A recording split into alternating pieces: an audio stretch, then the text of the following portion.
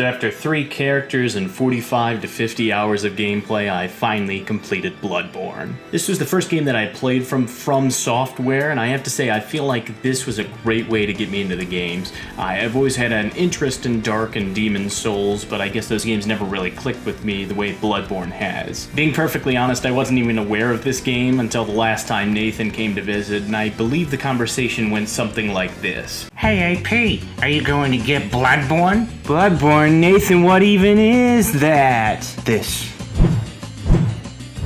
Oh shit, I'm buying this. So first off, a big thanks to Mr. NNB himself for steering me towards this game. Second, this video is going to delve slightly into the realm of spoilers for Bloodborne. I will not be showing any late game bosses, cutscenes, or areas, but some of the themes discussed can definitely affect your perception of the game. Personally, I think that the story is one that should be experienced firsthand, so if at all possible, please complete the game before watching.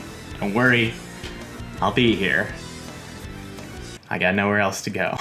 With that out of the way, this game has it all. Otherworldly monsters, arcane mysteries, large, well-designed environments that encourage exploration. Have you ever wanted to fight lichen beasts in a gothic Victorian nightmare? Have you ever wanted to uncover conspiracies that may shake the very foundation of reality? Have you ever wanted to get shot by Slash from Guns N' Roses? Because now you can. You didn't even know that last one was missing from your life, but it was. I could and most likely will talk about each and every aspect of Bloodborne, but today I wanted to focus on one subject. It's a fresh take on a classic mechanic that dates back to the very first games inspired by H.P. Lovecraft. Bloodborne calls it insight. Insight is an underlying thread that, in my opinion, ties the Bloodborne story together.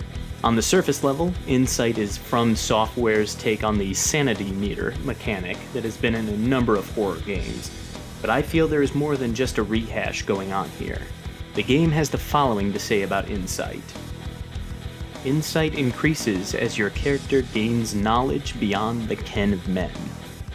From this, we can see why we gain insight when we encounter bosses or things that hint at the secret truth of the city of Yharnam. Events that allow your character to have a greater understanding of what is happening increase their insight, and this knowledge can lead to their downfall.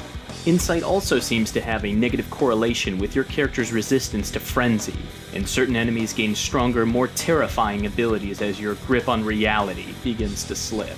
Players can channel their insight into the beckoning bell to call upon the aid of other hunters, and the visiting hunter gains insight from glimpsing into someone else's world.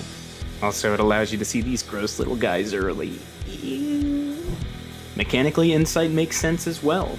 You can use it as a currency in place of blood echoes for some items, so if you're struggling, that may allow you to get a leg up. You gain 1 insight from just encountering a boss, so if you're feeling too overwhelmed, you can summon assistance. After defeating a boss, you are rewarded with more insight. If you're a Souls professional or just not having a hard time with the game, you can hold on to your insight, effectively increasing the game's difficulty. Throughout your journey, you will find Madman's knowledge, which can be used to gain insight, but only if you want it to. This way, it's okay for new players to pick it up and use it only when they need to, and experienced players can pop that shit right away to get as much challenge as possible. Of course, insanity brought on by knowledge has been a theme of many books, films, and games. I just feel that the way Bloodborne paid homage to this Lovecraftian theme was a very creative and subtle approach. The knowledge is there, for those willing to dig deeper and seek it. Much like the Eldritch Truth, players can ignore the finer points of this mechanic if they so choose, but that does not mean they can escape its effects.